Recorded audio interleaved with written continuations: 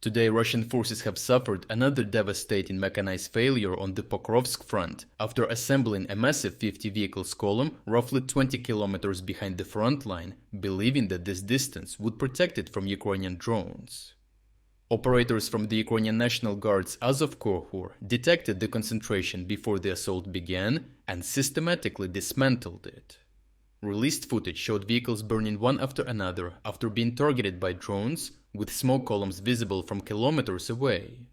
Russian soldiers abandoned trucks and armored vehicles and fled across surrounding fields, while the Ukrainian operators continued hunting both the equipment and personnel attempting to escape.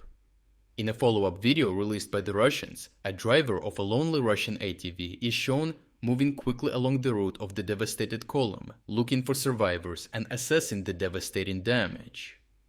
The planned assault was intended to support Russia's continuing push toward Dobropillia, as Russian forces are attempting to advance through the Pokrovsk area toward Bilytske and eventually threaten Ukraine's Donetsk fortress belt from the southwest. Progress has remained slow, relying largely on infantry infiltrations and occasional mechanized pushes around Bilytske, Rodynske, and the approaches to Dobropillia. Azov's strike was therefore particularly important because it destroyed the huge assault concentration before it could affect the front line.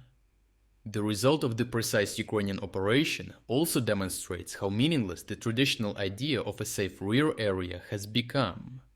20 kilometers behind the front now lies firmly inside Ukraine's drone kill zone, where reconnaissance drones can locate enemy concentrations and FPV bomber and mid-range strike drones can immediately attack them.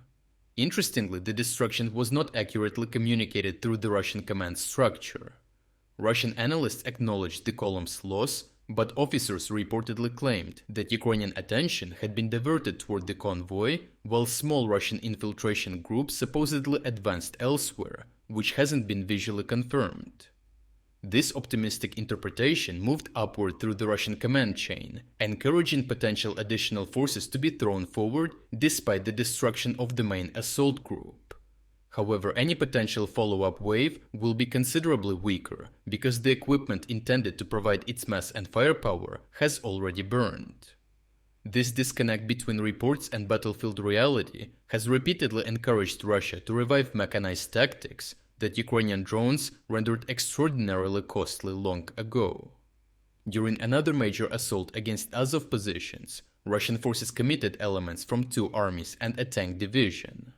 The Azov Corps showed on video the result of the Russian attack, reporting to have destroyed 7 tanks, 6 armored fighting vehicles, 2 Grad launchers, 3 engineering vehicles, and 47 light vehicles, while eliminating 123 enemy soldiers. Additional footage showed Ukrainian operators targeting the Russian reinforcements moving toward the battlefield and attacking the logistics routes supporting the offensive. As a result, the mechanized breakthrough was stopped before Russian forces could achieve anything to exploit. These results are even more significant because of the numerical imbalance, as National Guard commander Alexander Pivnenko stated that Ukrainian formations on parts of the Pokrovsk axis are operating against Russian forces with ratios reaching 6-1. Despite this, the 1st Azov Corps continues holding its assigned positions due to its coordinated and constant reconnaissance, the rapid detection, and the preemptive strikes on Russian formations before they can deploy properly.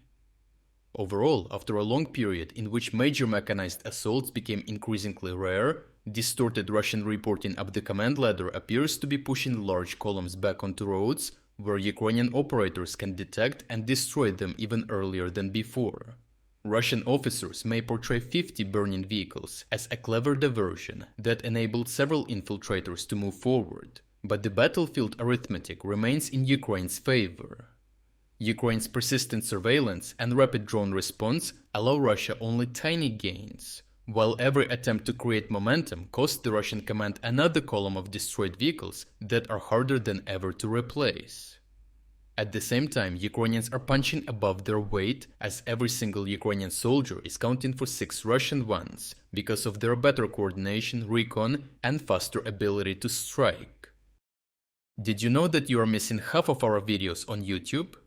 Every day we release exclusive tactical videos breaking down the latest battlefield developments, strategic updates explaining what could happen next, and geopolitical videos connecting every event to the bigger global picture.